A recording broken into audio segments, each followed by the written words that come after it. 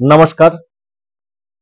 আজ আপনাদের সামনে যে বিষয়টি নিয়ে উপস্থিত হয়েছি সেটি হলো বিভিন্ন ওয়াজ মাহফিলে, বিভিন্ন সভাতে গিয়ে বিভিন্ন হুজুর, মৌলবী, মুফতি, আলেমরা দাবি করছেন যে তাদের ধর্মগ্রন্থে বর্ণিত অর্থাৎ তাদের যে কোরআন হাদিসে বর্ণিত আদম আদম এবং হাওয়া আছেন, সেই আদম এবং হাওয়া হলেন সনাতন বৈদিক হিন্দু ধর্মগ্রন্থ বর্ণিত মনু ও শতরূপা।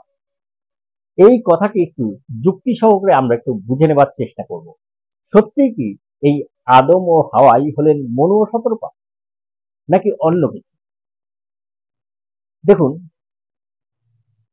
তাদের ধর্মগ্রন্থে বর্ণিত আদম এবং হাওয়া, এই আদম থেকে মোহাম্মদ পর্যন্ত যে সময়কাল হয় হিসাব করলে আসে ৬,৫০০ বছর, তার বেশি যায় না। অতএব যখন আমরা তাদের সঙ্গে আলোচনা করি ফেসবুকে বা কোনোভাবে, তখন তারা যখন তাদের ধর্মগ্রন্থে বর্ণিত আদম ও হাওয়ার মানুষ যেহেতু লক্ষাধিক বছর আগে মানুষের উৎপত্তি হয়েছে সেটা প্রমাণ করতে পারে, তখন তারা আমাদেরকে গালাগালাজ করে। আজ আমি আপনাদেরকে যে সনাতন বৈদিক হিন্দু ধর্মের মনু ও শতরূপা রয়েছে এটি আসলে কি সেটি বোঝানোর চেষ্টা করছি। মনু শতরূপা কি না কে? মনু কে না মনু কি? শতরূপা কে না শতরূপা কি? অর্থাৎ কে মানে একটি দেহধারী ব্যক্তি, না কি মানে একটি অন্য কিছু, সেটাই বোঝানোর চেষ্টা করছি। দেখুন, সনাতন বৈদিক হিন্দু ধর্মগ্রন্থ সম্পূর্ণ রূপে বিজ্ঞানের উপর প্রতিষ্ঠিত, বৈজ্ঞানিক ভিত্তির উপর প্রতিষ্ঠিত। কিন্তু অন্যান্য যে ধর্মগ্রন্থের নামে যে গ্রন্থগুলো চলছে সেগুলোর কোনো বৈজ্ঞানিক ভিত্তি নেই। তারা অনেক গোঁজামিল দেবার চেষ্টা করে, কিন্তু আমাদের কোনো গোঁজামিল দেবার জায়গা নেই। আমাদের সিম্পল ভাবে বোঝানো যেতে পারে, সিম্পল ভাবে জানা যেতে পারে যে এই মনু এবং শতরূপা আদম এবং হাওয়া নয়। আমাদের মানব সৃষ্টির ইতিহাস লক্ষাধিক বছর, কিন্তু ওদের ধর্মগ্রন্থ অনুযায়ী ৬,৫০০ বছর। অতএব এখানেই প্রথম যুক্তি খণ্ডন হয়ে গেল। এবার আসি, আমাদের যে সনাতন বৈদিক হিন্দু ধর্মের অনুসারীরা আছি, আমাদের মধ্যে বহু মানুষ, অন্তত 99% মানুষ এটা মনে করে যে মনু এবং শতরূপা হলেন পৃথিবীর প্রথম মানব, এবং মনু এবং শতরূপা থেকেই সমস্ত মানুষ এসছে। আসলে বিজ্ঞানের দিক না বোঝার কারণে অন্ধবিশ্বাসে আমাদের সনাতন ধর্মের ক্ষতি হচ্ছে। এই মনু এবং শতরূপা কি সেটা বুঝে নেওয়ার জন্য প্রথমে বুঝতে হবে আমরা কি। আমরা হলাম মানুষ বা মনুষ্য। আমরা মনুষ্য। কেন আমরা মানুষ বা মনুষ্য? কারণ আমাদের মন আছে, আমাদের উচ্চতর মন আছে, আমাদের মনকে আমরা কাজে লাগাতে পারি। আমাদের মনকে কাজে লাগিয়ে আমরা আজ পৃথিবীর শ্রেষ্ঠ জীবে পরিণত হয়েছি। মানুষই পৃথিবীর শ্রেষ্ঠ জীব। আমরা আমাদের মনকে কাজে লাগিয়ে আমরা জ্ঞান বিজ্ঞানে এগিয়ে গেছি। মনুষ্য মানে প্রতিটি মানুষ, সে হিন্দু মুসলিম খ্রিস্টান বৌদ্ধ জন্য সকলেই হতে পারে। আমরা আমাদের মনকে কাজে লাগিয়ে আমরা জ্ঞান বিজ্ঞানে এগিয়ে গেছি। আমরা আমাদের মনকে কাজে লাগিয়ে আমরা আমাদের নিজেদেরকে চেনার চেষ্টা করি যে আমি কে, কেন আমি এসেছি, আমি কোথায় ছিলাম, কি আমার কর্ম। এই আমরা আমাদের মনকে কাজে লাগিয়ে আমরা এই প্রকৃতিকে জানার চেষ্টা করেছি। বিভিন্ন বিজ্ঞানীরা বিভিন্নভাবে প্রকৃতির বিভিন্ন তত্ত্ব আমাদের সামনে তুলে ধরেছেন। আমরা মানুষেরা আমাদের মনকে কাজে লাগিয়ে ব্রহ্মাণ্ডের সবকিছু জানার চেষ্টা করেছি এবং করছি।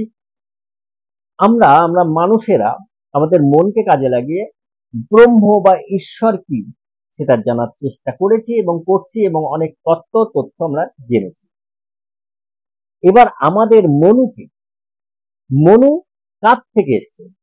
মনু এসছে ব্রহ্মা থেকে। ব্রহ্মা কি? ব্রহ্মা হলো আমাদের সেই চেতনা, আমাদের সেই কনসাসনেস। এখান থেকে উৎপন্ন হয়েছে মনু বা মন। মনু কোনো আমাদের মতো দেহধারী ব্যক্তি নয়। আমাদের এই দেহধারী ব্যক্তির মধ্যে থাকা যে সত্তা, মন নামক সত্তা, সেটি হলো মনু। এই মনু ব্রহ্ম বা ব্রহ্মা থেকে, মানে পরম চেতনা থেকে, পরম চেতনা বা কনসাসনেস থেকে এই মনের উৎপন্ন হয়। দেখুন, একটা জিনিস ভাবতে হবে যে দেহ, আত্মা, মন, জ্ঞান এগুলো সম্পূর্ণ আলাদা আলাদা বিষয়, কিন্তু কারণটা একটু বোঝার চেষ্টা করতে হবে। ধরুন, আমি যখন মারা যাব বা কোনো মানুষ যখন মারা যায়, তখন দেখুন তাকে যখন জ্বালিয়ে দেওয়া হচ্ছে, তার দেহ বুঝতে পারছে না যে আমাকে জ্বালানো হচ্ছে, কারণ তার শুধু দেহটা রয়েছে, কি নেই, তার ভিতরে আত্মা নেই, মন নেই, জ্ঞান নেই। তার মধ্যে আত্মা নেই, মন নেই, জ্ঞান নেই। তাই তার দেহ জানে না যে তাকে কি করছে, পুড়িয়ে দিন, চালিয়ে দিন, যা করুন, তার কিচ্ছু যায় আসে না, কারণ তার কোনো কনসাসনেস নেই, তার কোনো চেতনা নেই।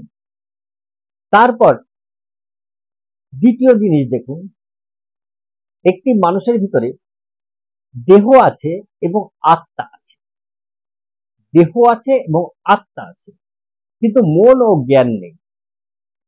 এই জিনিসের উদাহরণটা দেখুন, একটি মানুষ যখন অজ্ঞান হয়ে যায়, বা একটি মানুষকে যখন অজ্ঞান করে ডাক্তারে, অজ্ঞান করার সময়, অজ্ঞান করার পর তার ভিতর থেকে মন এবং জ্ঞান থাকে না, তার মধ্যে মন এবং জ্ঞান থাকে না।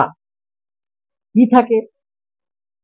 তার দেহটা থাকে, আর সে অজ্ঞান অবস্থায় আছে, কিন্তু তার আত্মা আছে বলে কিন্তু সে জীবিত আছে, সে মরে যায় না।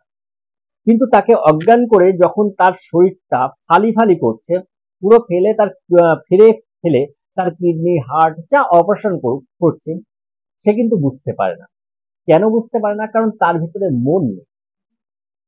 আর মন না থাকার কারণে, তার মন এবং জ্ঞান না থাকার কারণে, সে কিন্তু জীবিত থাকা সত্ত্বেও তাকে পুড়িয়ে ফেলুন, তাকে কেটে ফেলুন, সে কিচ্ছু বুঝতে পারবে না।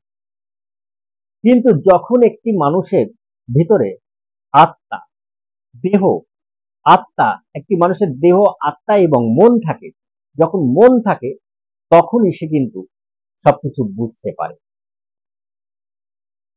এই মন দ্বারাই কিন্তু, যতক্ষণ না আমরা সঠিকভাবে পরিচালনা করতে পারছি মনকে, এই কনসাসনেস অর্থাৎ আত্মার সঙ্গে কানেক্ট করতে না পারছি, ততক্ষণ কিন্তু আমরা সত্যকে জানতে পারছি না, সঠিক জ্ঞানটা আসছে না। অতএব সত্য জ্ঞান যখন এসে যায়, তখন মানুষ পাপ পুণ্যের ঊর্ধ্বে চলে যায়।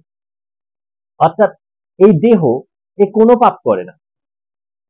দেখুন, আপনার দেহ পুড়িয়ে ফেললেও আপনার কিছু যায় আসবে না, কারণ আপনার ভিতরে আত্মা নেই, মন নেই, জ্ঞান নেই। যখন আপনার ভিতরে আত্মা আছে এবং আপনার দেহ আছে, তখন আপনাকে, যেহেতু মন যদি না থাকে, তাহলে আপনার শরীরকে কোনো অঙ্গ থেকে কেটে বিচ্ছিন্ন করলেও আপনি বুঝতে পারছেন না। তাহলে আত্মা এবং দেহ এরা পাপ পুণ্যের ঊর্ধ্বে, কোনো পাপ বা পুণ্য ভোগ করছে না। পাপ আর পুণ্য ভোগ করছে শুধুমাত্র মন। যখন একটি মানুষের মধ্যে মন আসে, মন থাকে, তখনই কিন্তু বিভিন্ন পাপ বোধ, বিভিন্ন পুণ্যের বোধ, ভালো মন্দের দিক নির্ণীত হয়। যতক্ষণ না মন উপস্থিত হচ্ছে, ততক্ষণ তার ভালো মন্দ বলে কিছু থাকছে না। সেটা আপনি উদাহরণের সাহায্যে বুঝতেই পারলেন যে মন না থাকলে দেহ পাপ পুণ্য থাকছে না, তাকে পুড়িয়ে ফেলুন, জ্বালিয়ে ফেলুন, কিচ্ছু না। আত্মা না থাকলেও, আত্মা এবং দেহ একসঙ্গে থাকলেও, মন না থাকলে তাকে কেটে তার অঙ্গ প্রত্যঙ্গ বিচ্ছিন্ন করলেও সে বুঝতে পারছে না। অর্থাৎ দেহ এবং মন কোনো পাপ পুণ্য, ভালো মন্দ, দেহ এবং আত্মা পাপ পুণ্য, ভালো মন্দের বিচার বিশ্লেষণে থাকে না, কোনো ভিতরে থাকে না। কিন্তু মনই একমাত্র, যে দেহের ভিতরে অবস্থান করলে তখন ভালো মন্দ, পাপ পুণ্য বোঝা যায়। আর যখন জ্ঞান অবস্থান করে, সেই জ্ঞান কিন্তু কখনোই আপনাকে পাপ করতে দেবে না। তাহলে একমাত্র পাপ করে কে? মন। সেই মন যখন চেতনার সঙ্গে সঠিকভাবে মিলিত হয়, তখন এই বিশ্ব, ব্রহ্মাণ্ড, প্রকৃতি সবকিছু জানা যায়। তাই আমাদের মূল উৎস কি? মন। মন যদি না থাকতো, আমাদের উচ্চতর মন যদি না থাকতো, তাহলে আমরা মনুষ্য রূপ পেতাম না। আমরা কুকুর বিড়ালের মন আছে, কিন্তু উচ্চতর মন নেই। জ্ঞান নেই, সেই জন্য সেই উচ্চতর মন জ্ঞান না থাকার কারণে কুকুর বিড়াল ছাগল কিন্তু মনুষ্যের মতো এত কিছু জানার চেষ্টা করে না। খাওয়া, ঘুমানো, মলমূত্র ত্যাগ, এটুকুই হলেই তাদের সবকিছু। কিন্তু আমাদের অনেক কিছু জানার থাকে, সেই জন্য আমাদের মনই আমাদের উৎস, সেই জন্যই আমাদেরকে মনুষ্য বলা হয়। আর আমাদের মন উৎস বলেই আমরা মনুর থেকে উৎপন্ন, অর্থাৎ আমরা মনুর থেকে এসেছি, মন থেকে আমাদের চলছে, তাই আমাদের মনু। মনু হলো আমাদের মন। এইবার মনুর স্ত্রী রূপে দেখানো হলো শতরূপা। মনের অসংখ্য রং আছে, অসংখ্য দিক আছে, অসংখ্য রূপে মন বিরাজমান থাকে। কখনো সুখ, কখনো শান্তি, কখনো দুঃখ, কখনো কষ্ট, কখনো হাসি, কখনো বেদনা, সব মনের বিষয়। এই যে দিকগুলো, শত শত দিকগুলো, অসংখ্য দিকগুলো, এই অসংখ্য দিকগুলোকে বলা হয়েছে শতরূপা, মনের শতরূপা। তাই মনুর স্ত্রী শতরূপা। এবার দেখুন, মনুপুত্র হচ্ছে ইক্ষ্বাকু। ইক্ষ্বাকু কি? ইক্ষণ শব্দ থেকে ইক্ষ্বাকু শব্দ এসছে। ইক্ষণ মানে আমাদের মনের ভাবনা। ইক্ষণ শব্দের অর্থ হচ্ছে ভাবনা, কল্পনা, চিন্তন বা মানে চিন্তা। আমরা মনে মনে অনেক কিছু ভাবনা করি, অনেক কিছু কল্পনা করি, অনেক কিছু চিন্তা করি, অনেক কিছু ভাবি আমরা। এই ভাবনাটাই হচ্ছে ইক্ষণ, যে আমাকে এই করতে হবে, এই করলে ভালো হবে, এই করলে খারাপ হবে। এই যে আমরা ভাবনা, এই জিনিসটা ভালো, এই যে আমাদের মনের ভিতর যে ভাবনা চলে, এই ভাবনাটা বা চিন্তা ভাবনাটাই, যে আমরা যে কল্পনা করি, এই ভাবনা চিন্তা কল্পনাই হচ্ছে ইক্ষণ বা ইক্ষ্বাকু। তাই ব্রহ্ম অর্থাৎ স্বয়ং চেতনা, যদি কনসাসনেস না থাকতো, আত্মা না থাকতো, তাহলে মন থাকতে পারে না। তাই মন থাকার জন্য কনসাসনেস বা আত্মার থাকার প্রয়োজন আছে, চেতনার থাকার প্রয়োজন আছে। তাই চেতনার থেকে উৎপন্ন হয়েছে মন, চেতনার থেকে উৎপন্ন হয়েছে মন। তাই ব্রহ্মার থেকে মনুর উৎপত্তি, এবং মনের বিভিন্ন দিকগুলো হচ্ছে শতরূপা। সেটি ব্রহ্মা এবং মনুর থেকেই উৎপত্তি। মনের বিভিন্ন দিক, শত শত দিক, তাই শতরূপা, শত রূপে আছে মনের এই দিক বিরাজমান আছে, সুখ দুঃখ হাসি কান্না বিভিন্ন রূপে। আর এই মনুপুত্র ইক্ষ্বাকু, এও কোনো দেহধারী মানুষ নয়, এ হলো আমাদের ভাবনা কল্পনা।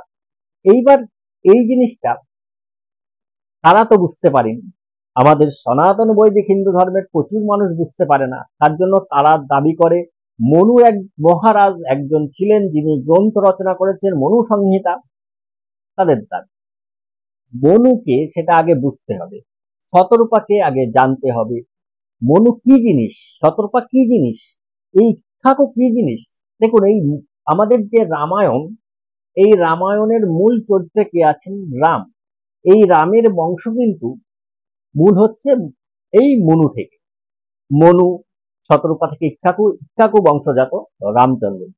তাহলে আমরা যদি সঠিকভাবে রামায়ণ এবং মহাভারতকে বিচার বিশ্লেষণ করে দেখি, তাহলে আমরা এটা নিশ্চিত বুঝতে পারি যে আসলে এগুলো আমাদের এই রাম, লক্ষ্মণ, ভরত, শত্রুঘ্ন, মনু, শতরূপা, ইক্ষ্বাকু, অজ, দশরথ, রাবণ, যাই বলুন, সব আমাদের ভিতরে থাকা বিভিন্ন সত্তাকে ব্যক্ত করা হচ্ছে।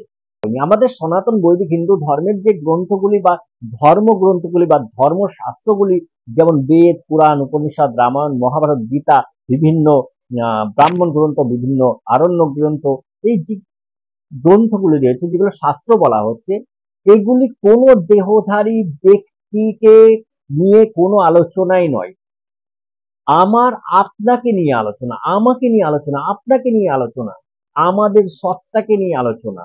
কি করলে আমরা সুখে থাকতে পারবো, কি করলে আমরা শান্তিতে থাকতে পারবো, কি করলে আমরা সমৃদ্ধময় জীবন যাপন করতে পারবো। কিন্তু যারা, যেসব হুজুর বা আলেমরা ইসলাম মতবাদের সঙ্গে আদম এবং হাওয়ার সঙ্গে মনুর শতরূপাকে মিশিয়ে দিতে চায়, এবং যারা এই মতবাদগুলি বিশ্বাস করছে, তারা ভ্রান্ত পথে চলে যাবেন। আমি প্রতিটি হিন্দু, মুসলিম, খ্রিস্টান সবাইকে বলতে চাই যে আদম এবং হাওয়া সঙ্গে বর্তমানে যে ইসলাম মতবাদ চলছে, মুসলিমদের যে মতবাদ চলছে, যে সাম্প্রদায়িক মতবাদ, মুসলিম মতবাদের সাম্প্রদায়িক মতবাদ নামক ইসলাম চলছে, তাদের মত অনুযায়ী যে আদম হাওয়া পৃথিবীর একজন মানব ছিলেন, প্রথম মানব ছিলেন এবং সেখান থেকে সমস্ত মানব এসছে, এটি সম্পূর্ণ ভুয়ো একটি তত্ত্ব। এবং আদম এবং হাওয়া হলেন মনু ও শতরূপা, এটি সম্পূর্ণ একটি ভুয়ো তত্ত্ব। যদি আপনারা মনে করেন এই আদম, হাওয়া, নবী, রসুল নিয়ে আলোচনা করতে, তাহলে আমি আলোচনা করতে পারি, কিন্তু আমি খুব একটা আলোচনা করার পরিপন্থী মনে করছি না। আমি নিজেকে মনে করি আমার সনাতন বৈদিক হিন্দু ধর্মের ভিতরে সবকিছু আছে। আপনি যে পথে যাবেন সেই পথ সেই গ্রন্থ দিয়ে বর্ণনা করা আছে। প্রচুর গ্রন্থ আছে, প্রচুর পথ তৈরি করে রাখা আছে। নিশ্চয় বুঝতে পারলেন যে আমাদের সনাতন বৈদিক হিন্দু ধর্মে যে মনু ও শতরূপা আছে, বা ইক্ষ্বাকু আছে, বা রামচন্দ্র আছে, তারা হলো আমাদের সত্তা। মনু হলো আমাদের মন, শতরূপা হলো আমাদের মনের যে বিভিন্ন রং, বিভিন্ন দিক, সেই রূপ, সেই মনের রূপকে শতরূপা বলা হয়েছে। বিভিন্নভাবে বিস্তৃত আছে মনের রূপ, এবং তার যে পুত্র রূপে ইক্ষ্বাকু দেখানো হয়েছে, সেটা হচ্ছে আমাদের মনের চিন্তা, ভাবনা, কল্পনা। আর যেখানেই শেষ করলাম, এটাই আমাদের সনাতন বৈদিক হিন্দু ধর্মের মূল রহস্য। আপনি যদি আমাদের সনাতন হিন্দু ধর্মের রহস্যকে বুঝতে পারেন, তাহলে আপনি আপনার জীবনকে সুখী করতে পারবেন। কারণ আপনি আপনার মনকে কাজে লাগিয়ে আপনি এই পৃথিবীতে সুখী হতে পারবেন। আপনি এই পৃথিবীতে শান্তিময় জীবনযাপন করতে পারবেন। আপনি এই পৃথিবীতে অর্থশালী হতে পারবেন, প্রতিভাবান ব্যক্তিতে পরিণত হতে পারবেন। কিন্তু আপনি যদি অন্ধবিশ্বাসী মুমিন হিন্দু হন, যে মনু বলে একজন ব্যক্তি ছিল, শতরূপা বলে একজন মহিলা ছিল, এবং ইক্ষ্বাকু তার ছেলে একজন ব্যক্তি ছিল, পুরুষ ছিল, তাহলে আপনি ভুল করছেন। আজ এখানেই শেষ করছি। সকলেই ভালো থাকুন, সুস্থ থাকুন, এবং সকলকে ভালো রাখুন। সকলকে অনেক অনেক ধন্যবাদ। নমস্কার।